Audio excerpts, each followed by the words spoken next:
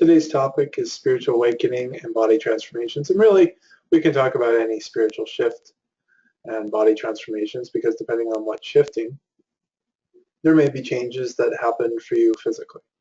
And it's usually because of actual physical actions that we change in our lives. So it kind of goes to make sense that if you have a realization that you're not eating well, and then you start to eat differently, that your body will start to change shape. It's really not a hard thing to understand. And I always like to remind people, I use spiritual awakening very specifically. Spiritual shift is my overarching term. We're all having shifts all the time. It just depends on whether we embrace them or not. So a spiritual awakening, there's that inner aliveness that just drives the shift forward. It moves things in a very intelligent way, in ways that you may be surprised and you may not realize. I was definitely driven by my awakening and my increased sensitivity to myself towards a very different way of eating. Right? Speaking of the body, one of the fundamental building blocks of our body and how we experience ourselves and how we experience life is food. This is a very important thing. That's why some spiritual traditions really get into talking about how you should eat, because at the basis of that is an understanding that how you eat and what you eat has a huge impact on how you enjoy or not enjoy your life. So for me, this was absolutely through no sense of ideology at all.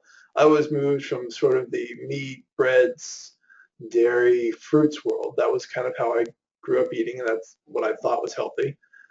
And I wasn't eating, I would say, horribly. Right? It wasn't all Oreo cookies all the time for me. That wasn't where I was. So it was very surprising that my body was like, no.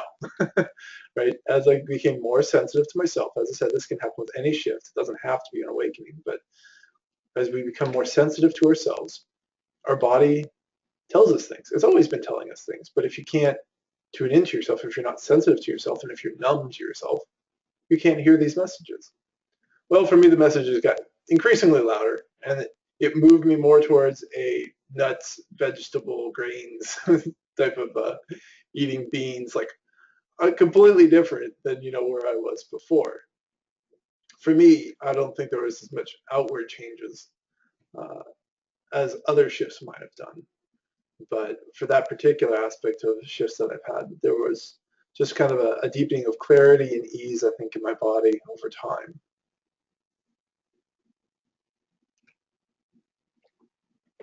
The more remarkable shifts can often come in the beginning if we're really out of touch with our bodies. So if we're really over obese or if we're way too thin, there's a tendency for like a lot of initial shifts to go on there because it's just a big obstacle to being sensitive to yourself. A lot of times in a spiritual awakening, there's this one obstacle that's really got everything shut down for somebody. It's not all the time, but there can be these things that are just like, if they don't deal with this first issue, you can't get to anything else. And I've seen this with relationships where a partner is just completely unsupportive of somebody's spiritual path. Right? There's kind of a couple different types of relationships where you have that person who's completely unsupportive and wants you to not change. And you have, people who are kind of neutral about it. You have people who are kind of quiet supporters of it. And you have people who are active supporters. And so these other three, those relationships aren't obstacles. But if you have somebody who's actively resisting or causing that sort of tension, typically that's something that has to be let go of. Other things, the jobs that are just really toxic, somebody has to leave that before anything else can open up, and things like that. The body can be another one of those major obstacles that you can be just so in such bad shape, right? And bad shape could actually be you've been working out way too much and you could be underweight, right? This very much can happen for women, not as much for men, because our general social statement is that you're supposed to be big and strong. So for the guys, sometimes they lose weight because the body's like, I don't need all this muscle. I had a little bit of that. I dropped like 15 or 20 pounds and then came back up by 10 pounds. So there was initial shifts and adjustment for myself as my body was like, yeah, I don't need this muscle. I'm just typing that on a keypad. I don't need to lift anything particularly heavy. Right. So these are adjustments. That's my body's own understanding of what it wants to be.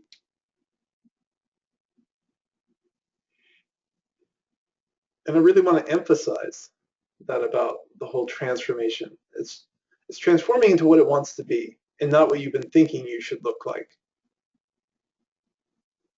or thinking you should eat like because it's the right way. That people can get into that sort of trouble with even becoming vegetarian, where I've heard stories of people who get, I don't know, somehow they get depleted in iron or something, right? And it makes them sick, or it just generally doesn't work for them for whatever reason. And I don't know if anybody who are firm believers in being vegetarian, and I'm not for or against it. That's not how I am about these things. But everybody's body is different, and we honor that.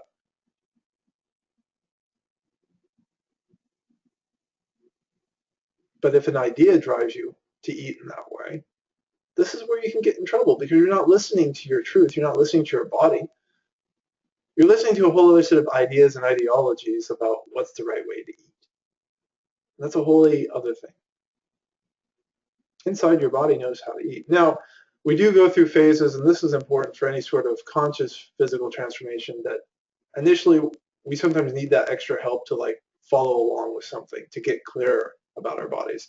So if we're really unhealthy, then we have to get sort of healthy to begin with, right? So a nutritionist and these outside ideas can be useful. They have a place.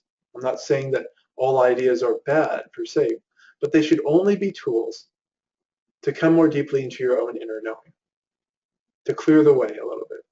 And so working with, let's say, a nutritionist or a dietitian can be really useful at first if you've never really had a good diet or you want some more pointers on things, or if you want help being smart about going vegetarian or something else, right? Then you get some information, you start to work with your body, start to see how it feels. There's a lot of sticky transitional points where we have to be mindful that we're not going to feel great immediately. And if somebody who's never worked out, when you first start to get on that treadmill, it feels like your lungs are burning, your legs are screaming, right? It feels bad. And so that's when we're unmindful and we're just so out of alignment. We don't actually know what it feels like to be healthy. That requires tenacity. And in time, the good thing about when you're doing something that aligns with your body is that it adjusts because it wants to. It's natural for it to adjust in this way. And then you start to realize, oh yeah, this is pretty good for me. Oh yeah, the taste of broccoli is kind of bad, but afterwards my body actually feels pretty good.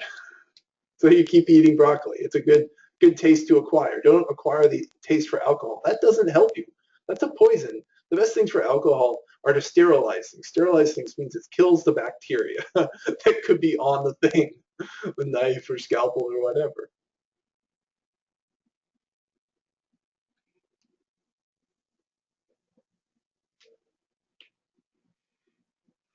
We're a very backwards world. I mean, that's another point that I want to go to immediately. To be in healthy transformation, you really do have to get rid of a lot of these intoxicants because they get in the way of you feeling yourself.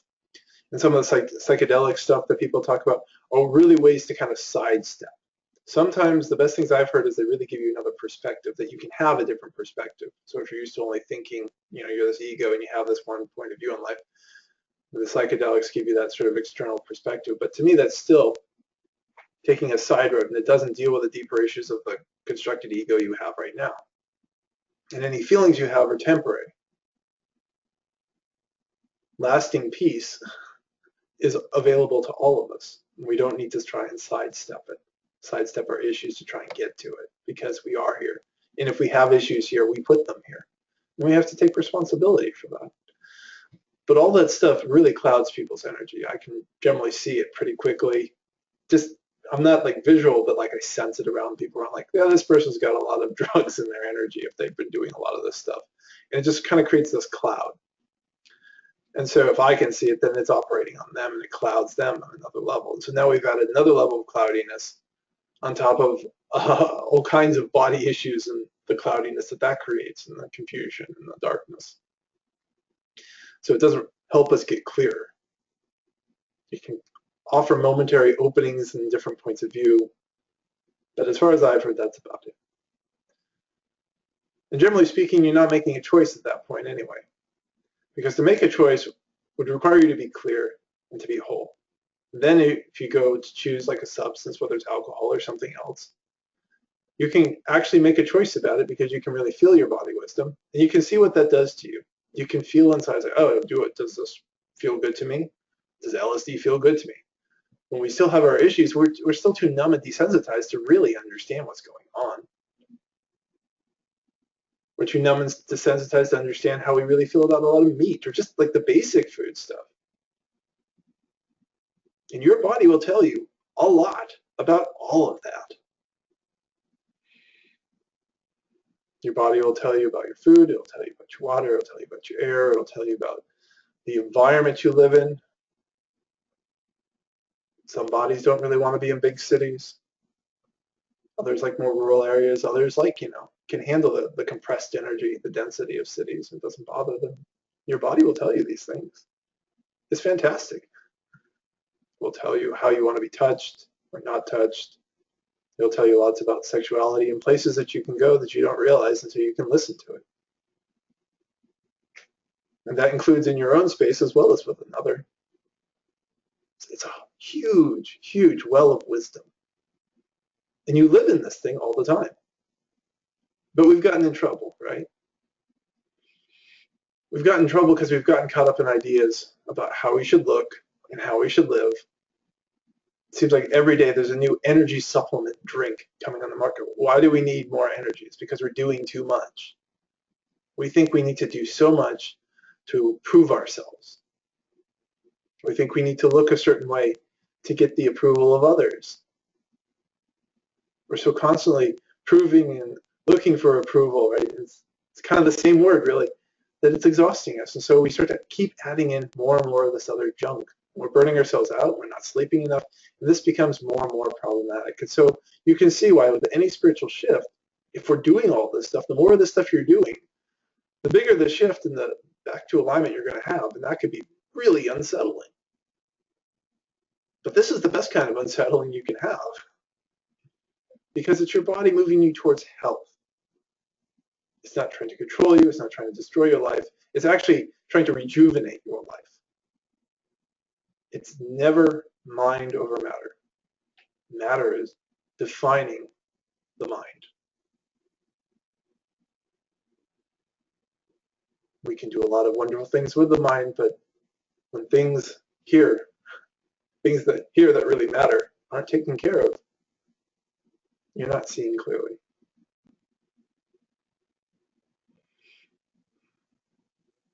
Some physical shifts that happen after awakening, or with other spiritual shifts that were fairly profound for you, will be temporary. So some of us go through these phases of chronic fatigue where you're just tired, not doing a lot, and so you can't work out in the same way. It's not like that for everyone. Everybody has their different bucket of issues, and the way they respond to their issues also impacts the physiological response. Some people, I think, when they're working through a lot of fear, it's more tiring for them than for others, for whatever physiological reason. I don't know what it would be. I've just seen that happen. And so if you're not doing as much, you may gain a little bit of weight. But then, as you work through those issues, you're active again, and it's not as big of a deal. You just lose that weight just as easily. You can, anyway.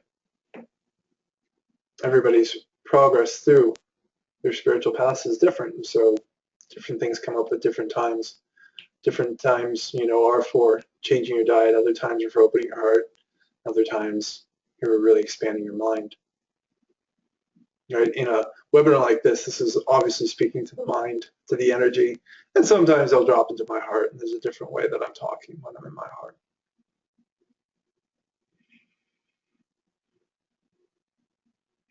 And the body operates in the physical world, so you don't think your body into good shape.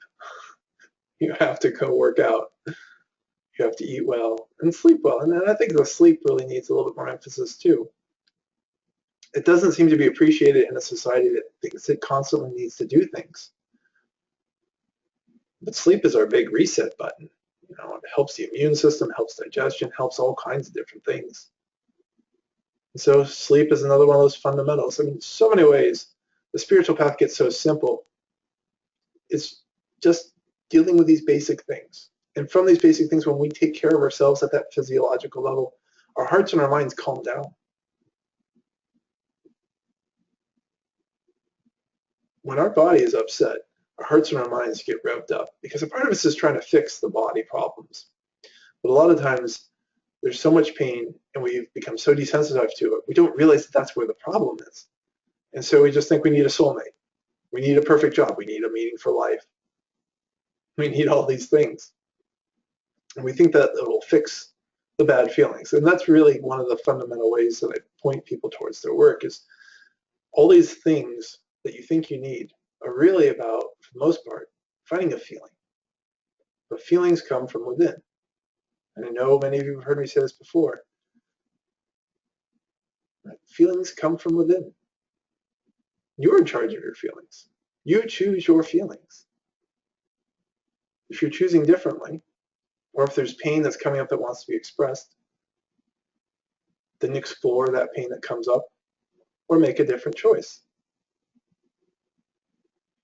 You can go through a bad breakup and you can actually choose to not be upset. It sounds crazy because that's not what we're taught. We're taught to constantly look to the external world.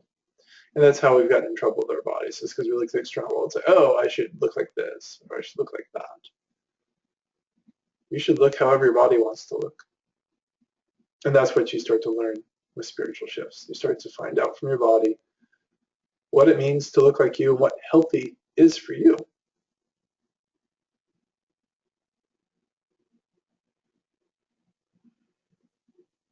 And the simplicity of it is just wonderful, because I don't think we need all those supplements that have now become fashionable. It's like humanity has been surviving relatively well without tons and tons of supplements. This has become like a whole other thing that people are getting into, with constantly trying to add stuff in. And I still will just point you back to your body. It's like, pay attention to what it's telling you and deal with like the issues that are coming up from within. Because a lot of times we have deep emotional pain lodged in different muscles in our body, and as that starts to come out, things take care of themselves and you don't have to worry about ginkgo biloba or whatever, somebody told you would make you feel better. I'm sure some of those supplements have uses at certain times, but I just don't think it's as much as we're trying to do now that's made that into a multi-billion-dollar industry.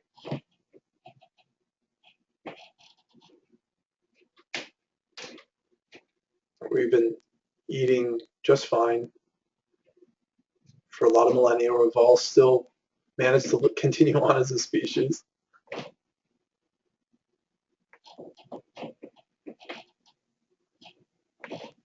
So think simply. Especially if you haven't gotten into any work with your body, I really encourage you to do so. If you ever feel stuck, turn to your body. Start to do some more stuff with yoga. Yoga is meant to align the energy in the body, and it's a wonderful practice. It's become very much a mainstay this year for me, where I do about a half hour of very light yoga, just to keep everything open and flowing. I'm not trying to do any sort of rigorous yoga stuff. You can do that too if it feels good to you, but a lot of that has become superficial as well in Western society, where we're trying to get the yoga shape. And when I say we, I really mean women, right? Because this is not the shape men are taught to go for. We're in the bodybuilder shape idea, which seems to me to be getting worse. It's, just evolved from the 90s on up, and just the amount of muscle guys seem to think they need to put on is just absurd. Unless, you lift cinder blocks every day for your work.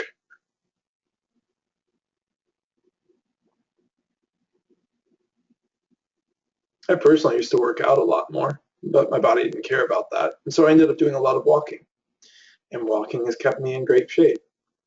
It kind of surprised me, because that's not what we teach. We teach that you need a lot more rigorous activity and stuff like that. I certainly like rigorous activity, but didn't seem to matter to my body that much, because it kind of maintained its shape. I was very happy to stay at the weight that I was at and things like that.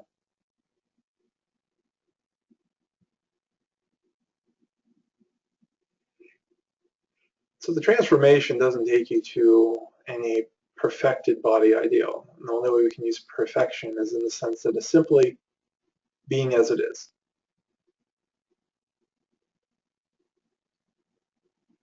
That if you're round and curvaceous, that's your body. If you're short and you're stocky, that's your body. And that's beautiful as it is. If you're tall and thin, that's your body. Right? There's all kinds of body shapes, and they're all beautiful. And what matters is how you take care of it.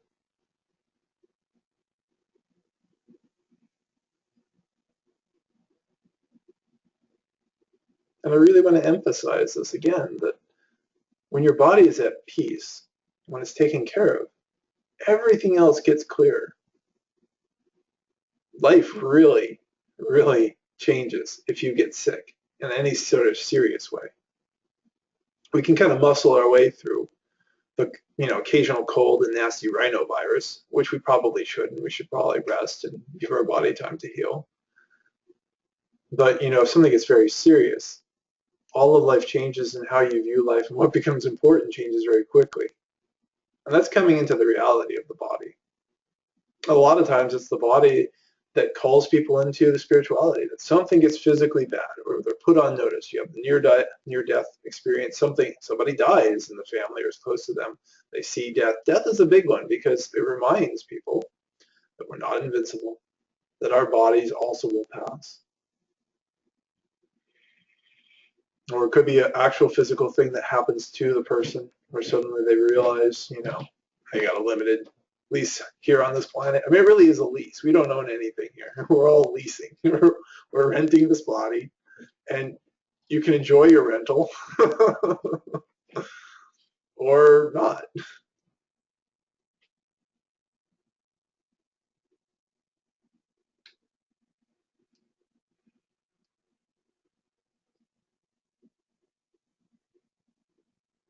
Just take a few more deep breaths in. Been talking for a little bit already. See if you can relax a little bit more deeply. See what's resonating from what I'm sharing. Resonance is simply your own inner truth responding. It's like a bell being struck inside. I don't actually ring the bell.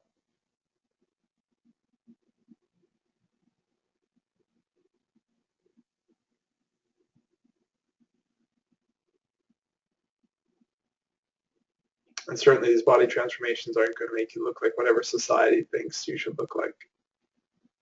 I think there's a lot of that going on in the yoga world. You have certain body types of women, predominantly women again, that are being shown over and over as the ideal yoga body type. But not all women have that slender yoga look. They're not going to. It's not the way it is. Nor should it be. And since that's aligned with spirituality, even though a lot of the spiritual traditions have been stripped out or watered down and westernized in some very odd ways, people are like, oh, this is what the spiritual path is going to do for me. It's going to make me look like this person. No. I mean, if you have that body type, then maybe. But even if you have a lot of great yoga and you get into this wonderful shape, which, is a good thing to do, that doesn't inherently make you more spiritual. Because we're all always spiritual all the time. The overt spiritual path that I talk about is being dedicated to our own love, to ourselves, and finding out what that means. In the context we're talking about today with the body, finding out what love means for your body is important.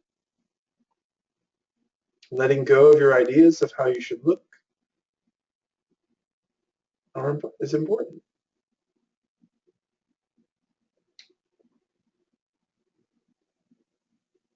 And because I have done quite a bit of working out for myself for some time, if you haven't done that before, then start out slow.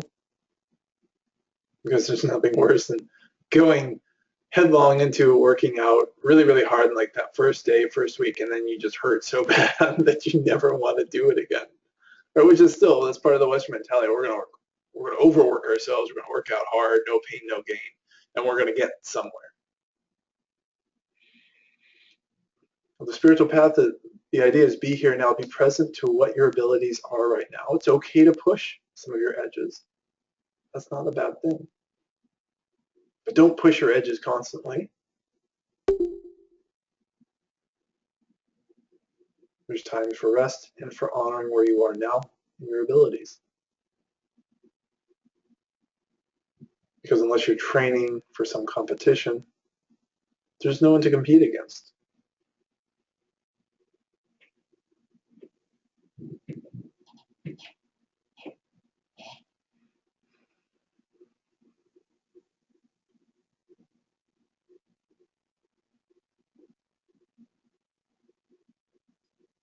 So a lot of transformations that happen are part of the healing of the mind that has been imposing itself on the body, saying this is how it should be.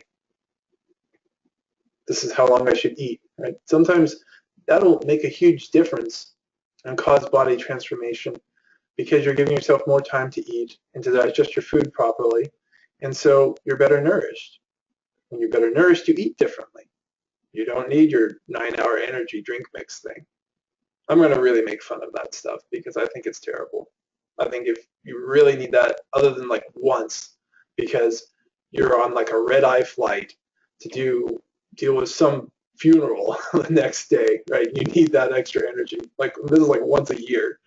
Other than that sort of scenario, this should not be a daily basis thing that you're going to. If it is, you're really depleted.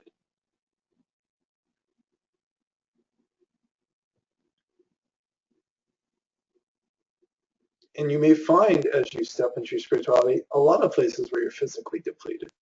I think that's another aspect of the chronic fatigue some people have, is that when they wake up and they start to feel themselves, they start to find out they're exhausted. They've been doing far too much stuff for far too many people all the time, and they're just exhausted. That's one aspect of chronic fatigue, I think. The other aspects generally go into just how much interchange is going on, and also, as I mentioned earlier, the physiological impacts of dealing with certain emotions can be very draining. I'm sure it changes the biochemistry in some interesting ways that can take a while for the body to recover from. Please don't quote me on that because I'm not backing up with any particular science, but I'm sure you can do your own research about that if it's interesting to you.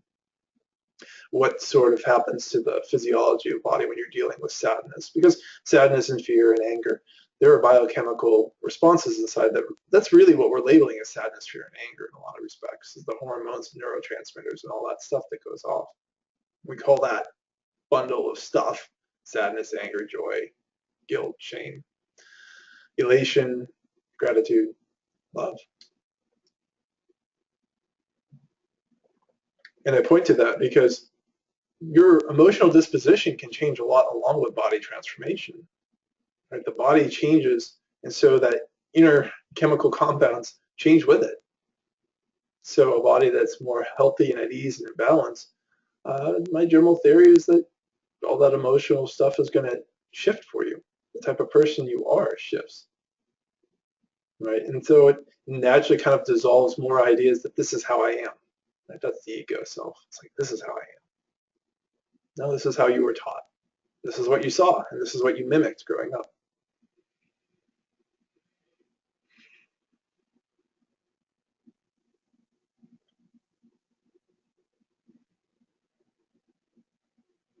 Going back to the topic of food, it's just such a really, really important one. I'm not here to tell you how to eat. I'm not here to tell you what's the right way to eat. I'm here to tell you that your body knows what the right way to eat is. And it's definitely something worth exploring. And generally speaking, go simpler first.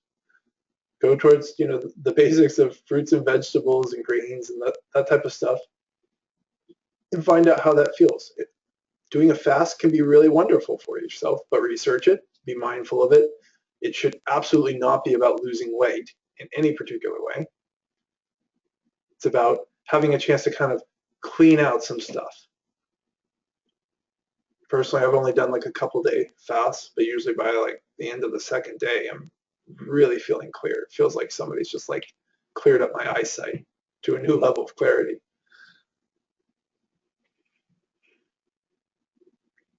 And then, when you step back in after a fast, however long you did it, then you start to really taste and enjoy your food in a different way. If you've ever done this before, you know what I'm talking about. And so this allows you to be really attentive to how your food is making you feel, what it's doing in the body.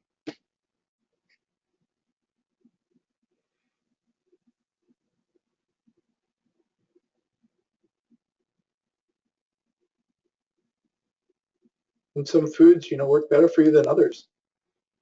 It's like right now, going back to the broccoli metaphor, like I know like broccoli and spinach and oats. Those three foods right now just seem like dynamite to me. And currently carrots again. It's not that like other foods like kale or I don't know, romaine or lettuce and other things like that aren't as good for me. It's like they're still good for me. But because of my own sensitivity, I can really feel the difference in my body. My body just kind of has a deeper glow and smile. It feels more sated, more satisfied. And I can feel that because how sensitive I am to my body. As I say in many other things, the spiritual path is very much a resensitization process. You're becoming more sensitive to yourself and to what's going on in your life. This can be quite shocking because of how loud we've made life. We've made life loud because we've been numb. When we're carrying tons of pain inside, we don't want to feel it, so we numb ourselves. When we numb ourselves, we don't like feeling numb. We want to have some physical sensation or some emotional sensation, and so then we turn up the volume on everything else, on the parties, the sexual partners, the trips, the rock concerts, all of it. We just amp it up to a whole other level to try and feel again, but without feeling bad. The more we go inside and we start to release issues that are stuck in the body as well as the mind and the heart, the more at peace we are in our bodies and the less we need external stimulation. So that makes us more sensitive to this stuff. And so the rock concerts and the partying and all these other things suddenly don't feel so good. The more sensitive we become, the less good they feel. And that's just your wisdom in general telling you, yeah, this does not work for me. It's like, I don't need this much stimulation to feel.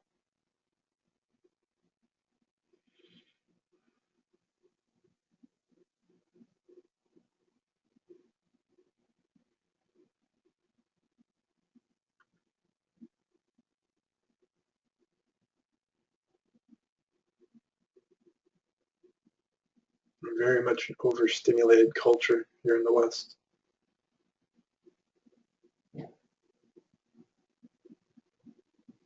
And that wears on you. It'll wear a body down.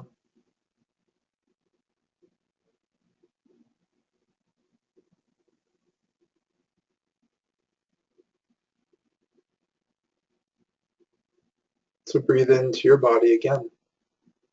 Let yourself relax a little bit more deeply.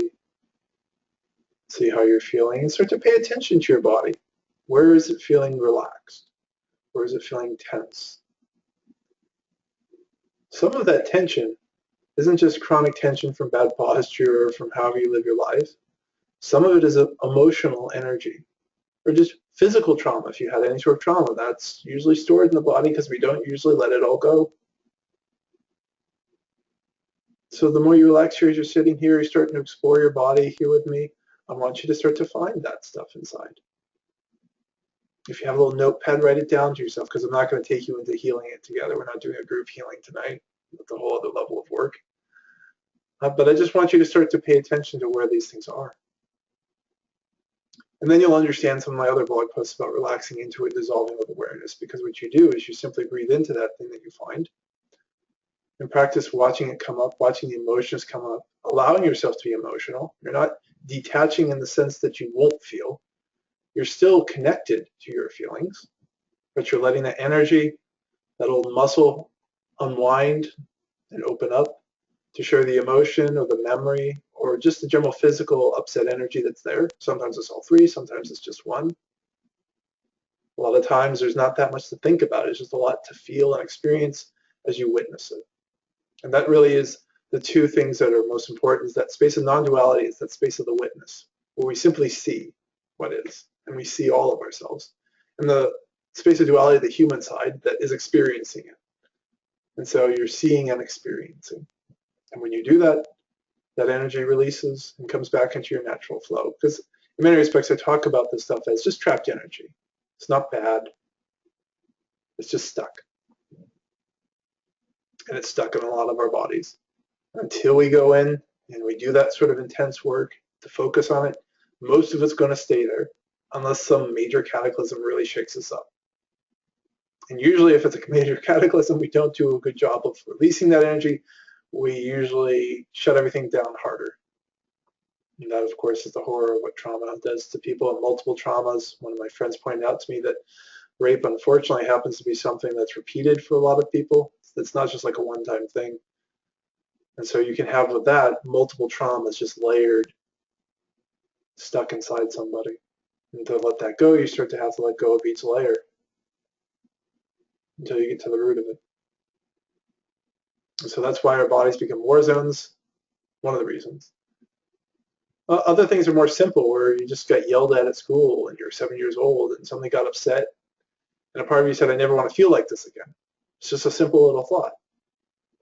And so you close down a part of your heart, right? And now it's stuck like right here. I don't know why here, just we'll say it's here in your chest. And it's been stuck. And it's gradually grown as you've avoided more situations that might make you feel bad in that sort of way, however you determined it. So this can make you fearful around authority because there was a teacher who said it, right? And so now you have more problems with bosses and certain people you won't work for. And they could actually be great people to work for, but you've cut that out from your life. Any sort of partners who seem kind of authoritarian in that way, you don't like to go towards because of this one little thing. But then when you deal with this thing that's stuck in this part of your chest and you dissolve it and release it and relax, suddenly those people don't look so bad anymore. Some of them you suddenly realize, wow, I actually really want to work for that person. And I really want to go on a date with that person, right? These things change when we get to the root that's in the body. And for the body specifically, what I find is when we release that stuff, that tension from the body, it just naturally becomes more open, more flexible, more at ease. And that, to me, is what the awakened state in the body is like. It's a body at ease that can move from a place of rest to activity and then back to rest again. That doesn't hold those tensions.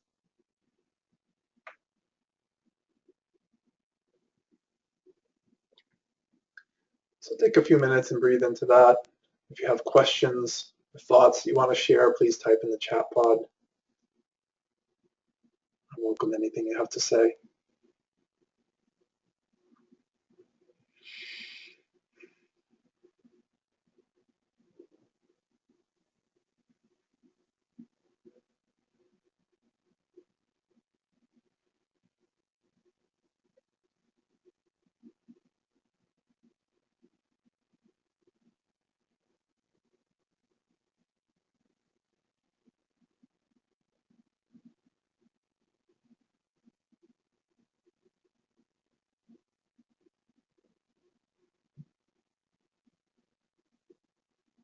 The sourcing pain in the body this way is a very powerful tool.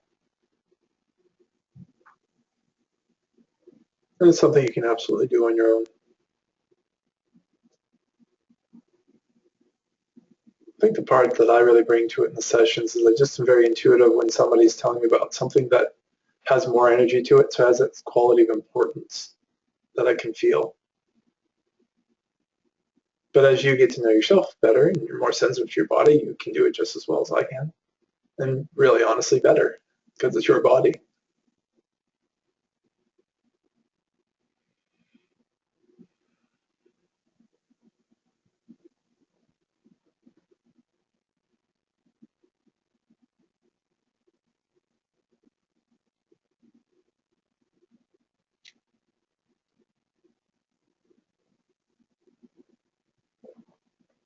Oh, and if you're processing a lot of stuff, water, it's really important.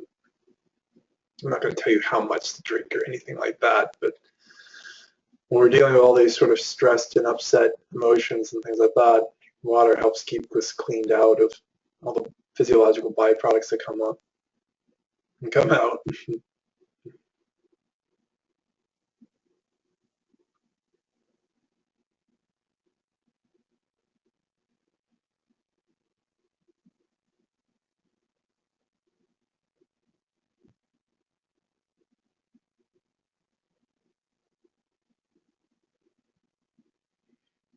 The deeper you relax, the more you're going to hear from your body.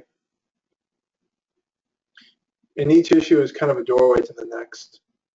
So one will be a very strong issue in like your low back, and then you'll dissolve that, and then suddenly you feel more stuff at your heart.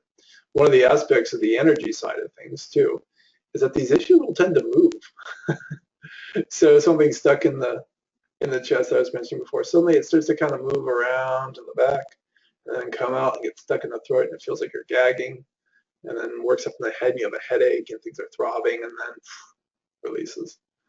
And at different points, it often kind of speaks to a different way of being with it. So if something's going on in the heart, there tends to be more of emotion. If something's getting stuck in the throat, then it tends to be a need to speak. And if something's going on in the head, it usually means you need to open up your mind and let go of your self-doubt and fear around something. People kind of seem to be like pipes to me at times, right? But it's not like a straight pipe. It's more like a pipe like this, right? So there are some choke down points where things are always going to be getting stuck. And that just has to do with where you're holding most of your issues. This is your most constricted spot. Some people, it's like in their stomach or it could be in their throat. It can all be constricted, I suppose, right? It'd be a very narrow pipe that you have to open up. But, you know, this is just a way to express how these things go, and then each place where things get kind of choked down, breathing into it, that'll open a little bit more. Or deal with the issue that's now kind of holding on, right? So if it's doubt of what I've just said, because a lot of what I talk about initially, because of our Western mindset, people are going to doubt, say, oh, it can't be an issue coming up to my head and give me this headache now. It's like, this can't be right. And so your head is creating an idea that's constrictive, because the fact of the matter is, in a universe of infinite possibilities, saying that something isn't possible or shouldn't happen is an absurdity. Hi, Lavender. And she writes, I have had this gnawing, achy pain in my back and my rhomboid area for the past 8 months. I've done a lot of releasing from emotional traumas. I'm not sure why my body's needing to release this pain. Oh, I'm not sure what my body is releasing or needing to release. Oh, okay. Yeah, you just have to keep being persistent, because things go in layers. A lot of things literally get pushed to the back. Part of it, I think, is just physiology, because if you think about it, coming from our animal heritage, where are the major points of readiness that if we get upset that we have to build energy to do something? It would be in the shoulders and the hips, right? That's where you're going to like run, right? If you're on all fours or do something, right? To fight or fly or to run away. That's where we build up energy. And so, not surprisingly, when we get upset, we still build energy there, because that's our genetic heritage. So a lot of the times, one of the most important things I talk about really is relaxing when you're upset. During your just regular everyday thing, when you get upset about something, being conscious to come back to your breath and to relax the tension out, so you don't keep building more tensions on top of it, because this is what we've been doing. Even if it's just like a little bit of tension, a little bit of upset. Somebody critiques you at work. It builds up little by little by little. Also on the level of the body, as I said, like if there's a physical trauma, it's going to remember that muscle memory.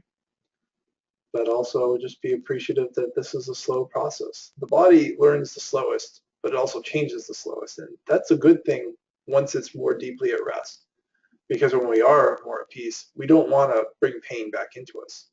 And that's what makes a lot of spiritual change now very lasting.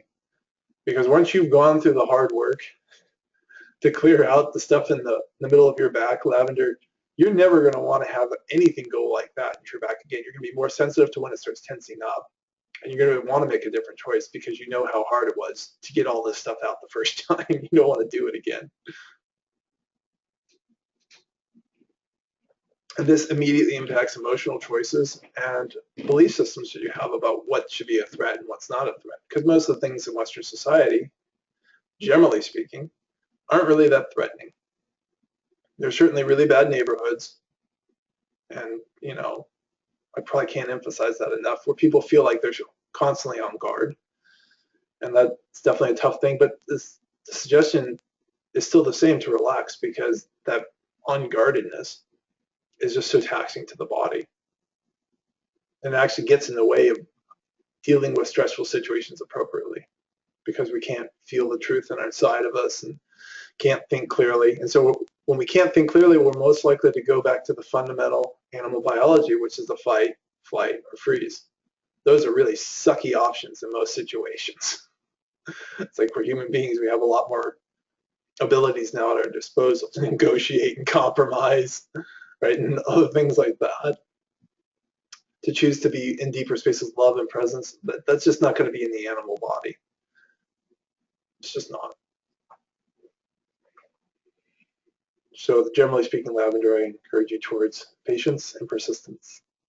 I hope that's helpful. Hi, Gisela. I've had itching and moistening blisters on my feet for more than 6 years. They take long to heal while already new ones are appearing. I think my body's telling me to keep walking on my path. There hasn't been much change on my feet though, although I'm trying to be conscious about foods, etc. Yeah, I mean, I'm not here to diagnose anything. So generally speaking, there are a lot of reasons that things happen to us. And this is just kind of that simple, that there's many different things, many different ailments, and some things are just stuff that we have to deal with. Some things have to do with food, some things have to do with emotions. It's very varied. So I don't like to be too quick to label anything as, a spiritual thing, or to blame it in that sort of way.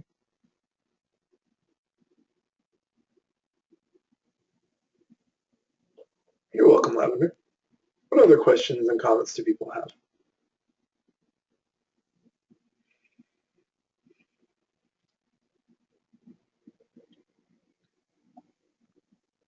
Hi, Natasha. I've gone off coffee before, but came back to it. I have a hard time letting go of it. I have problems with sleep and feel tired most of the time, even if I do sleep enough. And having a cup in the morning just makes me function. Can you speak about coffee? No, this is a question about sleep. This isn't about coffee. Coffee is your 12-hour energy drink that I've been making fun of for most of this particular webinar. So the issue with the sleep, I think, is more interesting. I don't know what it is for you, but that to me is where you do your exploration, right? Because there are physiological things that happen, like sleep apnea, that can mess up sleep. But there's a lot of other stuff that can go on with the human body and our hearts and our emotions and how we come to sleep. There's stuff with like being in the digital age and the way we get amped up by things like this, right? The computer and the light and all the ways that process of the brain can keep us really revved up. Personally, I definitely find that it's easier for me to sleep restfully if I stop doing anything with a computer and TVs about an hour before I go to sleep. Right? And this is all part of paying attention to my body. I wasn't doing this before. I am doing it now. And it's pretty consistent, especially if I'm watching something new, or is in any way sort of disturbing, and that'll just kind of amp up all my energy and starts to mess with my sleep more. There's a host of other reasons. It's probably something we can talk about in your next session, because I can tune into you more than Natasha. Thanks for the question and comment. You're welcome, Gisela. I always answer honestly. That big part of the spiritual path is following our truth and speaking it.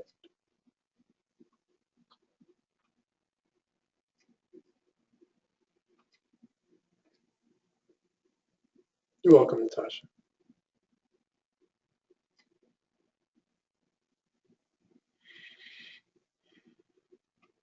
What else are people thinking about? It's the body, so it's a big topic. And as I say, I don't diagnose anything here, so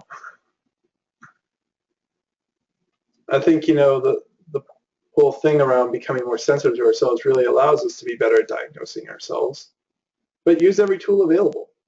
I can't emphasize enough, Western MDs are as much a part of this path as anybody else, any other kind of healer, so use them, as well as nutritionists, Ayurvedic doctors, energy healers, and the whole shebang.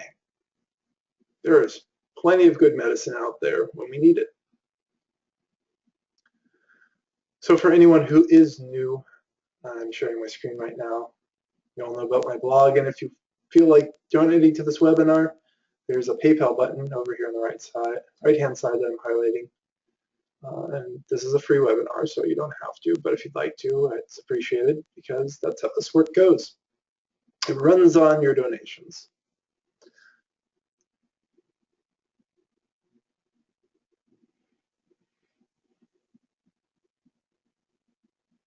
These days, I don't really have too many shifts in my body. I mean, I have shifts in my body, but not like noticeable, I should say. Hi, Kavitha. No, I don't mind sharing about how long the chronic fatigue lasted, but everyone's different. For me, it was like 5 or 6 years. Part of it was resistance at the beginning, and the other part was going into some really hard issues, including some really nasty stuff in my back, Lavender. So there were certain parts of time where it felt like somebody had their fingers dug into my rhomboids and shoulder blades and was like peeling them apart. It's a hell of an experience for a heart opening. I remember one, it was particularly rough, and then after release, like the pain went away. My heart really opened up in a new way. Relationships left my life again, because those relationships were based off of me connecting in a more closed-hearted way, and that was no longer appropriate, so they just vanished. And ultimately, splitting up the heart, the body, the mind, the energy is just kind of a conceit to the human need to focus in a way. Like it's all intertwined, right? Emotions, body, mind, energy, it's all together. But I think separating apart and appreciating these different pieces can make it manageable for us as we learn about ourselves. And one of the most important parts any of you can really do for yourselves is to learn how to learn. And that to me is a big aspect of my role as a teacher. It's helping people learn how to pay attention to themselves so then you can learn more about yourself on your own. Although usually once you get somebody to the point where they can do that sort of learning, a whole other level of teaching opens up that's really fun to get to do with somebody, because I'm no longer helping them understand what to focus on or focusing them. They can already do that. And so then when somebody can focus on something, like we'll continue to go Lavender's back, if we know that that's the real issue is, because sometimes different issues are connected to others, and we have to keep going deeper to like get a sense. Actually, the back isn't about the back; it's actually about the hips, right? This is the types of things you can find.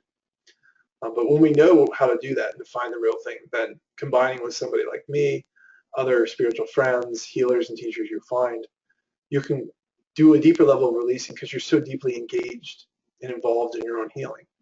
A lot of times we're not as engaged as we think we are in our spiritual paths because we have these points. We say, I'm going to go this far but no further. And the spiritual path doesn't allow for that. It's all or nothing in some really important ways. And we're going to keep running up against those boundaries where we said, no, I'm not going to really look into this. It might change life too much. In those instances, I'm not the teacher for you if you're worried about your life changing too much. And really it will inhibit your growth and skew your view of things and skew your understanding of your body and all sorts of stuff whenever you say, no, I can't let go of this thing. You have to let go of it. In doing so, you find such great freedom in your body as well as everything else. Freedom in the body is this wonderful joy of just living in this body. And I know one of the big issues a lot of people have is that since they want to go home, and I hear this a lot. But to me, mostly what that is just not being at peace in your body. And our body is so full of pain, and it's numbed out, and everything is just a mess. It doesn't feel like home. You don't want to live in this thing. It's not enjoyable. And so body transformation right now at this time, with the way a lot of stuff's going in the West, is a natural and necessary thing to come back into alignment, to just be as your body naturally wants to be fed, to sleep a certain way, right? To be fed in a healthy way, to be loved in a certain way. I know we didn't get into sex, which is actually the topic for the next webinar. I'll be talking about spiritual sexuality. I like to get into that once a year to help people appreciate your sexual energy and taking ownership of that and what that means in the context of your own practice and with a partner.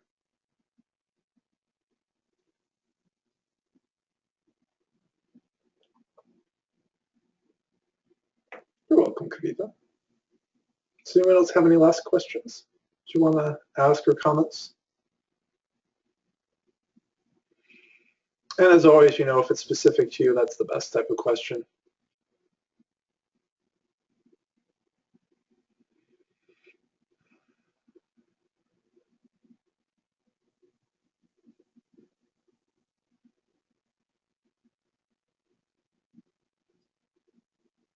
As usual, the next webinar will be back at the 10:30 a.m. Pacific time, as I keep switching back and forth, because that just, is a nice thing to do for my friends in Europe. And then after that, we'll be back at the 6 o'clock in 4 weeks. So it doesn't seem like anyone has any further questions. Thanks for coming. I appreciate your time, and I look forward to having you at the next webinar.